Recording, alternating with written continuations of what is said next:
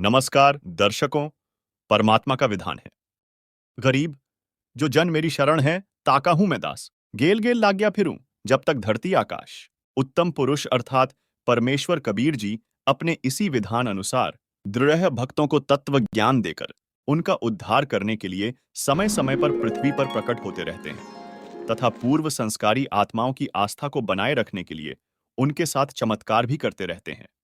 उन्हीं भक्तों में से एक हैं धन्ना भक्त, जिनके साथ परमेश्वर जी ने एक बड़ा चमत्कार किया था।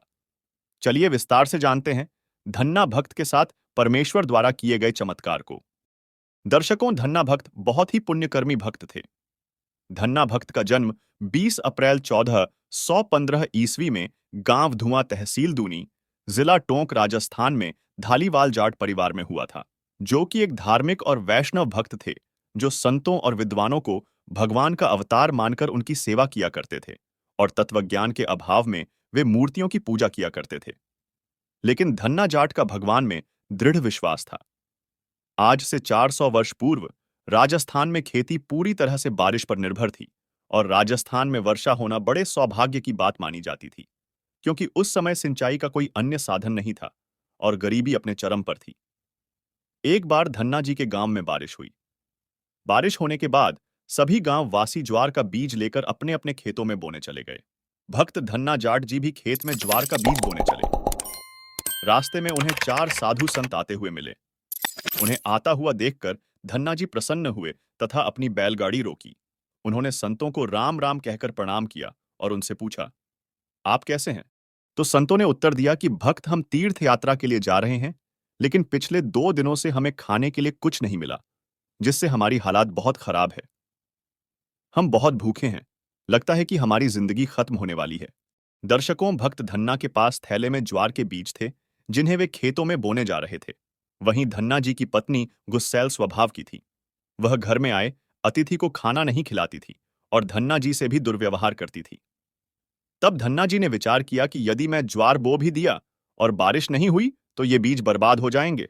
यह सोचकर भक्त धन्ना ने भगवान को साक्षी मानकर ज्वार के बीज को संतों को खाने के लिए दे दिए और भूखे संतों ने ज्वार के सारे बीज खाकर धन्ना जी को धन्यवाद कर अपनी यात्रा पर चले गए।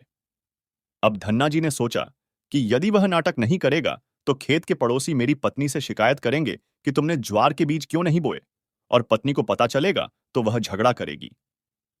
इसलिए कंकर इकट्ठी करके धन्ना जी ने ज्वार के थैले में डाल ली और नाटकीय ढंग से ज्वार के स्थान पर कंकर बीज दी और धन्ना जी भी सब किसानों के साथ घर आ गए।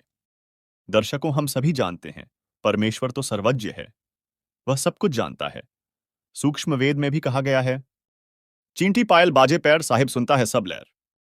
जिसके बाद गांव में बारिश नहीं हुई और सभी किसानों की ज्वार की फसल 2 महीने के बाद 1-2 फीट ही बढ़ी और धन्ना जी के पूरे खेत में मोटे मोटे तुम्बों की बेल उग गई और उनके तुम्बे लग गए। पड़ोसियों ने धन्ना की पत्नी से कहा कि क्या तुमने खेत में ज्वार नहीं बोई थी? तुम्हारे खेत में तो तुम्बों की बेल उगाई है।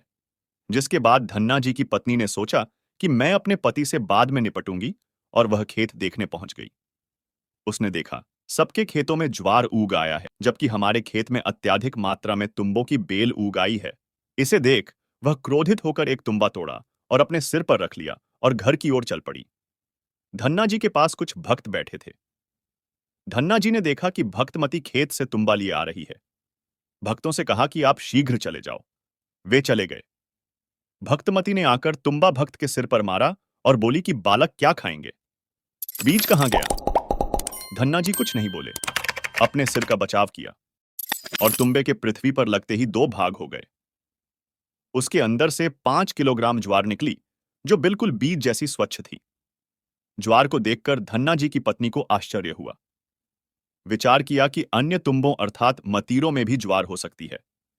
जिसके बाद वह उस तुम्बे वाली ज्वार को घर में रखकर एक बड़ी चादर लेकर खेत में पहुंची। चद्दर बिछाकर तुम्बे फोड़ने लगी और प्रत्येक तुम्बे से 5-5 किलो ज्वार निकली। ज्वार का ढेर लग गया। पीछे से धन्ना जी भी खेत पहुंच गए और परमात्मा का यह चमत्कार देख धन्ना जी की खुशी का कोई ठिकाना नहीं रहा।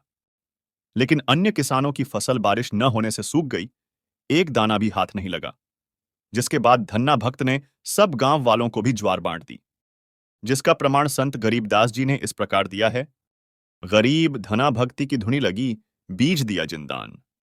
सूखा खेत हरा हुआ कांकर बोई जान, धना भक्त कूंदिया बीज, जाका खेत ने पाया रीझ। अर्थात धन्ना भक्त जी की परमात्मा में तथा धर्म कर्म में ऐसी लग्न लगी कि उन्होंने कई दिन के भूखे साधुओं को ज्वार का बीज ही खिला दिया। उसके प्रतिफल में परमात्मा ने धन्ना भक्त के खेत में तुम्बों की खेती उपजा दी और धन्ना जी का खेत रीझ कर अर्थात अधिक खुश होकर खेत में तुम्बे तथा तुम्बों में ज्वार निपजाई थी और परमात्मा ने प्रत्येक तुम्बे में 5 किलोग्राम बीज जैसी स्वच्छ ज्वार भर दी थी, जबकि धन्ना जी तो कंकड़ इकट्ठी करके बीज कर आए थे। दर्शकों, परमात्मा के इस चमत्कार को देखकर धन्ना भक्त की पत्नी का भी परमात्मा पर विश्वास बढ़ गया और वह भी भक्ति करने लगी, जिससे पति पत्नी दोनों का उद्धार हो गया। दर्शकों, सद्ग्रंथ बताते हैं कि परमेश्वर कबीर जी ही अपने सच्चे उपासकों की लाज रखते हैं। पवित्र श्रीमद् भगवद गीता अध्याय 15 श्लोक 17 इसका प्रमाण देता है कि उत्तम पुरुष यानी पूर्ण परमात्मा कबीर जी ही तीनों लोकों में प्रवेश करके सबका धारण पोषण करता है, जिसका प्रमाण पवित्र ऋग्वेद मंडल नंबर 9 सूक्त 96 मंत्र 16 से 20 में भी है। तथा पूर्ण परमात्मा कबीरदेव अर्थात कबीर साहिब की सच्ची भक्ति करके साधकों द्वारा पूर्व के मानव जन्मों में अर्जित किए गए पुण्यों के कारण ही उन भक्तों के साथ चमत्कार होते हैं, जिससे उनका विश्वास परमात्मा पर दृढ़ रहता है। अतः आप सभी से निवेदन है कि पूर्ण परमात्मा कबीर जी की प्रमाण सहित यथार्थ जानकारी प्राप्त करने के लिए संत रामपाल जी महाराज यूट्यूब चैनल में प्रतिदिन सत्संग सुने तथा पवित्र पुस्तक हिंदू साहेबान नहीं समझे गीता वेद पुराण को संत रामपाल जी महाराज ऐप से निःशुल्क डाउनलोड करके पढ़े। धन्यवाद।